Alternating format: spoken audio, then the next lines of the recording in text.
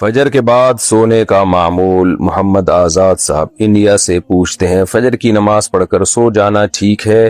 کیونکہ ہمارا کام رات کو 11 بجے تک ختم ہوتا ہے، کھانا کھا کر 12 بجے تک سوتے ہیں، پھر فجر کی نماز پڑھ کر سو جاتے ہیں، کیا یہ ٹھیک ہے؟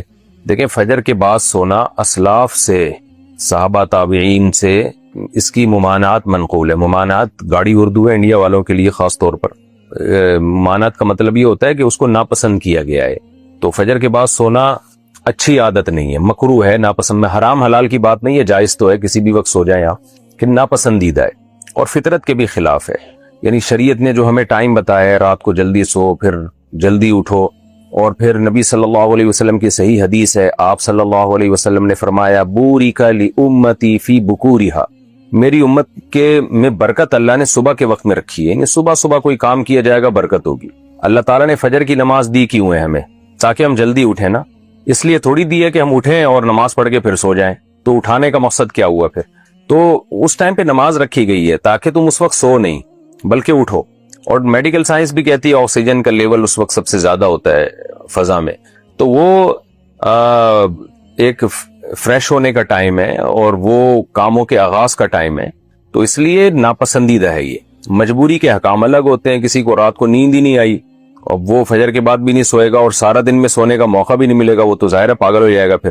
تو مجبوری کے حکام الگ ہوتے ہیں، لیکن اس کو اپریشیٹ نہیں کیا گیا ہے۔ حتی الامکان اس عمل سے بچنا چاہیے۔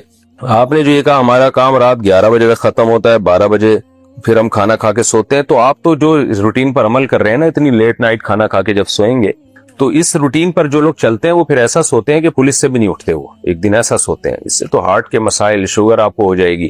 تو رات کو تو ویسے بھی کم کھانا چاہیے، اور اتنا لیٹ کھانا یہ صحت کو بھی برباد کر رہے ہیں۔ تو اس لحاظ سے بھی یہ مکروہ ہے کہ قرآن کیا کہتا ہے، لا تلقوا بایدیکم الی التہلکہ، اپنے آپ کو خود ہلاکت کے گڑھے میں مت ڈالو، اپنے ہاتھوں سے خود اپنے آپ کو برباد مت کرو۔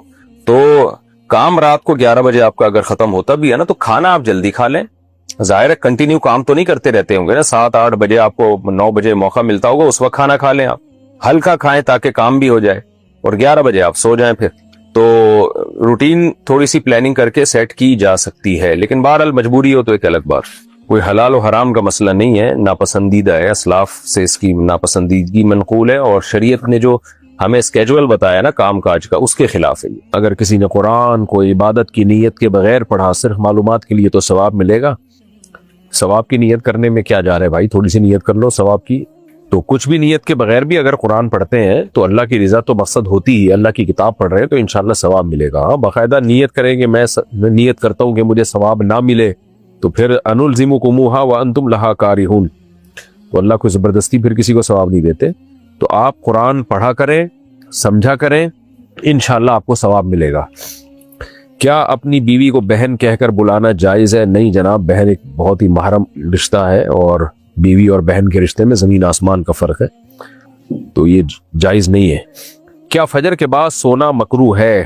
شرعی لحاظ سے تو مکروہ نہیں ہے، لیکن اسلاف میں بہت سارے اکابر سے، بزرگان دین سے اس کی ممانعت منقول ہے۔ اور ویسے بھی شرعی مزاج کو اگر دیکھا جائے تو اگر اللہ نے ہمیں فجر کے بعد سلانا ہوتا تو فجر میں اٹھانا کیوں تھا؟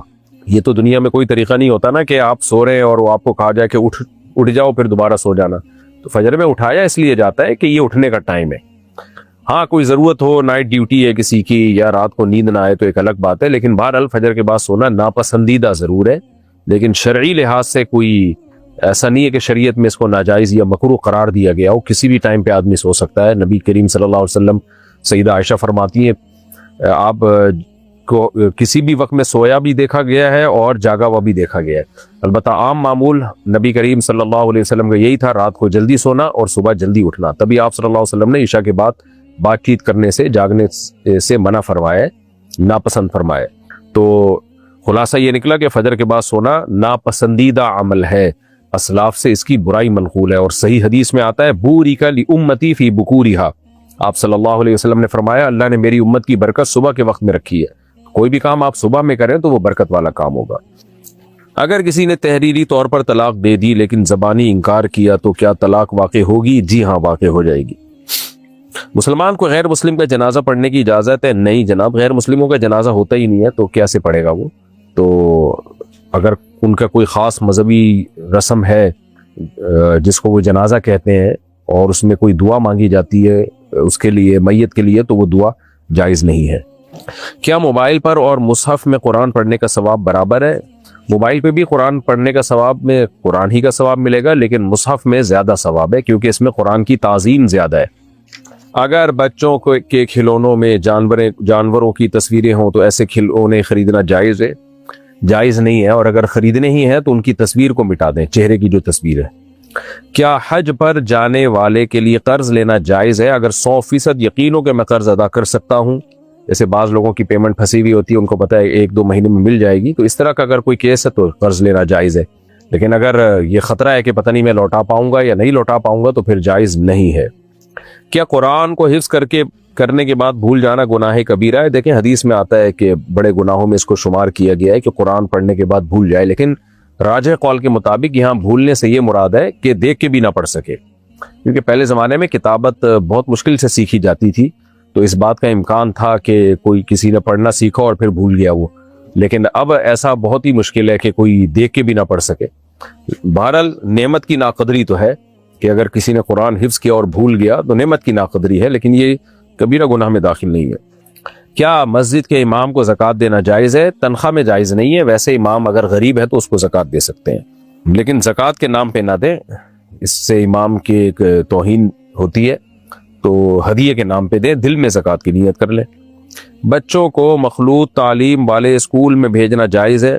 اگر مخلوط تعلیم والا اسکول یعنی کوئی قریب میں دوسرا اسکول ہو جہاں مخلوط تعلیم نہ ہو اور پڑھائی بھی اچھی ہو تو پھر تو بچوں کو مخلوط تعلیم میں بھیجنا جائز نہیں ہے۔ مخلوط تعلیم کے جو نقصانات سامنے آ رہے ہیں وہ بہت تباہ کن ہیں، اس لیے اگر کوئی ایسا اسکول موجود ہے جہاں اچھی تعلیم ہے لیکن سیپریٹ انتظام ہے، لڑکا لڑکی الگ بیٹھتے ہیں، تو پھر تو مخلوط میں بھیجنا جائز نہیں، اور اگر ایسا انتظام نہیں ہے تو پھر گنجائش ہے، لیکن بچے پہ نگرانی کریں کہ بگڑ نہ رہا ہو، لیکن جب بگڑتے ہیں نا تو پھر اللہ کی پناہ ہے، وہ بہت ہی برباد ہو جاتے ہیں، ماں باپ پھر ساری زندگی روتے پھرتے ہیں کیونکہ ایک دفعہ بچہ ہاتھ سے نکل گیا تو گیا۔ کیا طواف کے دوران بات چیت کرنا مکروہ ہے؟ جی ہاں، ناپسندیدہ ہے، طواف بھی نماز کی طرح ہی ہے، حدیث میں آتا ہے، تبھی تو وضو کا حکم ہے ہمیں طواف سے پہلے۔ کیا کسی عورت کے لیے غیر محرم کو قرآن پڑھانا درست ہے؟ اگر کوئی بہت بوڑھی عورت ہے اور غیر محرم کو قرآن پڑھانے میں کوئی فتنے کا اندیشہ نہیں ہے تو گنجائش ہے، ادروائز جوان عورت کے لیے کسی غیر مرد کو قرآن پڑھانا جائز نہیں ہے۔ کیا کسی نے نماز کے دوران اونگ لی تو نماز چھوٹ جائے گی؟ دیکھیں خواتین سمٹ کے سجدہ کرتی ہیں، اگر ان کی آنکھ لگ جائے سجدے میں تو چونکہ پورا وہ زمین پہ بچھی ہوئی ہوتی ہیں تو وضو ٹوٹ جائے گا، ادروائز کوئی بھی نماز میں اگر سو جائے تو اس کا وضو نہیں ٹوٹتا۔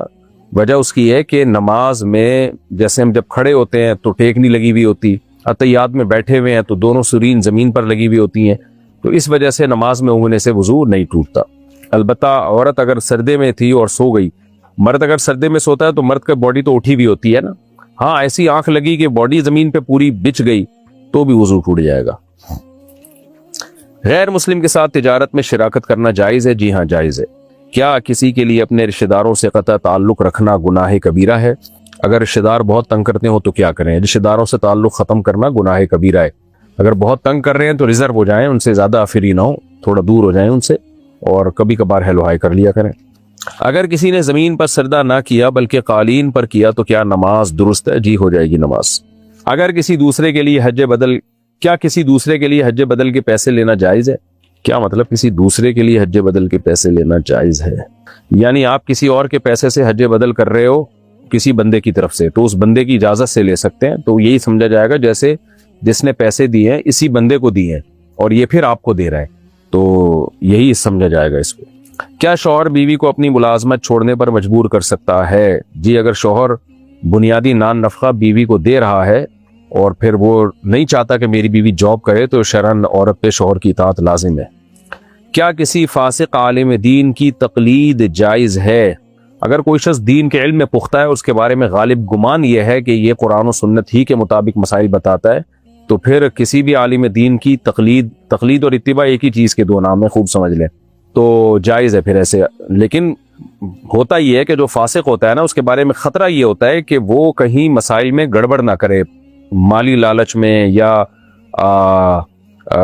شہرت کی وجہ سے، بعض دفعہ شہرت کے شوق میں انسان یعنی لوگوں کی واہ واہ کے لیے غلط مسائل بیان کر دیتا ہے، تو اس لیے جب تک کوئی پرہیزگار متقی عالم موجود ہو فاسق کی اتباع نہ کی جائے۔